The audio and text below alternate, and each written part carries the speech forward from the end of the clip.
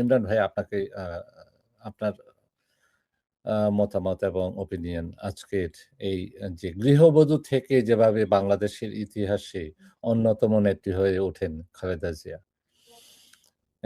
এইটুকুতে আপনার শেষ ২ মিনিটে আপনার একটা বক্তব্য। আমাকে বলছেন? জি, ইমরান ভাই। আচ্ছা, জি ভাই। অ্যাকচুয়ালি ওনার ব্যাপারে তো বলার তো অনেক কিছুই বলা যায়। তো আসলে এটা ইতিহাস হবে, তার হয়তো জীবনী লেখা হবে এবং ওনার নাম স্বর্ণাক্ষরেই থাকবে। তো আমার একটা কষ্ট আছে ওনাকে নিয়ে, সেটা হলো ওনাকে যখন ক্যান্টনমেন্টের বাড়ি থেকে বের করে দেওয়া হয়। অ্যাকচুয়ালি আমি তখন প্রতিরক্ষা মন্ত্রণালয়ে ছিলাম। তো আমি ওনার বাসার থেকে একটু দূরে দাঁড়িয়ে আমি এই চিত্রগুলি দেখতেছিলাম।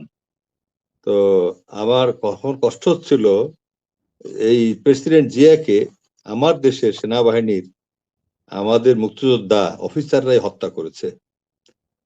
মানে এটা দুঃখজনক, সেটা ভারত থাকুক পিছনে যাই থাকুক, কিন্তু কাণ্ডটা ঘটেছে আমাদের হাত দিয়ে। আর একটা কষ্ট হলো যখন প্রেসিডেন্ট জিয়ার স্ত্রীকে, বিধবা স্ত্রীকে, যে দুইবারে তখন যে প্রধানমন্ত্রী এবং অত্যন্ত দাপটের প্রধানমন্ত্রী, পপুলার প্রধানমন্ত্রী, ব্যক্তিত্ব সম্পন্ন প্রধানমন্ত্রী, অনেস্ট প্রধানমন্ত্রী, ভারতের চোখে চোখ রেখে কথা বলা প্রধানমন্ত্রী, সে দেখা করেনি, সে প্রণব মুখার্জির সাথে দেখা করেনি।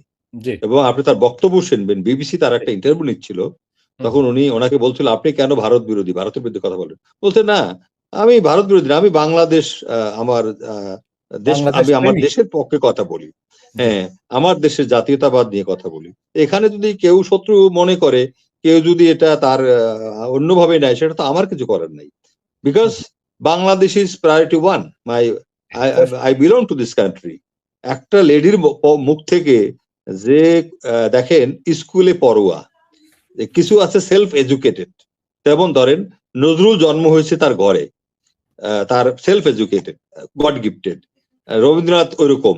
আপনি দেখেন পলিটিক্সে খালেদা জিয়া কিন্তু এটা আপনি বলতে পারেন সেলফ এডুকেটেড। ওনাকে কিন্তু রাজনীতি জিয়া রহমান শিখায় নাই, জিয়া রহমান ওকে হাউস ওয়াইফই রেখেছে, যেটা আমাদের ইসলামিক একটু আমরা হাজবেন্ড হিসেবে চাই, আমার ওয়াইফ ঘর দেখবে, বাচ্চা দেখবে, হাউস ওয়াইফ থাকবে, ideal house wife, not to involve in politics. তো ওনাকে কিন্তু জিয়াউর রহমান আমৃত্যু হাউস ওয়াইফ রেখেছিল, কিন্তু সবাই ওনাকে বললো যে ম্যাডাম আপনি ছাড়া উপায় নাই, এবং উনি আসলো। আরেকটা হলো উনি সেনাকুঞ্জে, দেখেন লাস্টে যে সেনাকুঞ্জে আসলো, ওনার শরীরের অবস্থা কিন্তু খুব ভালো ছিল না। উনি কিন্তু আমরা হয়তো বুঝি না, হয় কি ওনার তো জীবনটা তো সেনাকুঞ্জের আশেপাশেই কেটেছে, এই সেনাবাহিনীর সাথে কত বছর। একজন প্রেসিডেন্টের ওয়াইফ, একজন সেনাপ্রধানের ওয়াইফ, নিজে প্রধানমন্ত্রী, ওই বাসায় থেকেছে, গণভবনে যায় নাই, বঙ্গভবনে যায় নাই। হ্যাঁ, এখন এই যে একটা স্বামীর প্রতি ভালোবাসা, তার স্বামী এখানে ছিল, তো এইটাকে যখন ভেঙে দিল, এটাকে একটা জাদুঘর হতে পারতো আজকে, একটা স্মৃতি থাকতে, স্মৃতির জন্য কত ভুল করি আমি, এই জন্য আমার খুব খারাপ লাগে এটা ভাবলে। আর উনি তো যুদ্ধের সময় আপনি জানেন কলাবাগানে ছিল এই দুইটা বাচ্চাকে নিয়ে। তো এখন এই যে ওনার চোখের পানি ভাই, যখন উনি কাঁদতেছিল, উনি যখন মিডিয়ার সামনে ওনার চোখ দিয়ে যখন আমি ইট ওয়াজ আমার ভিতর ব্লিডিং হচ্ছিল, I was bleeding inside, I tell you. তো এটা আমার প্যালেস্টাইনের বেলায় হয়, আর ওনার কান্না দেখে, চোখের পানি দেখে I could not hold my tears also. এখন এগুলো কারে বলবো দুঃখের কথা।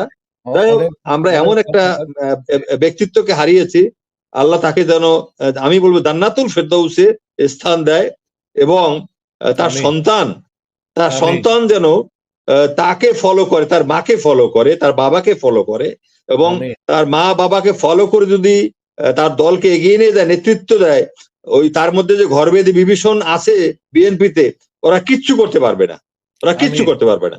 He will be another hero, next hero. ধন্যবাদ ভাই, আসসালাম।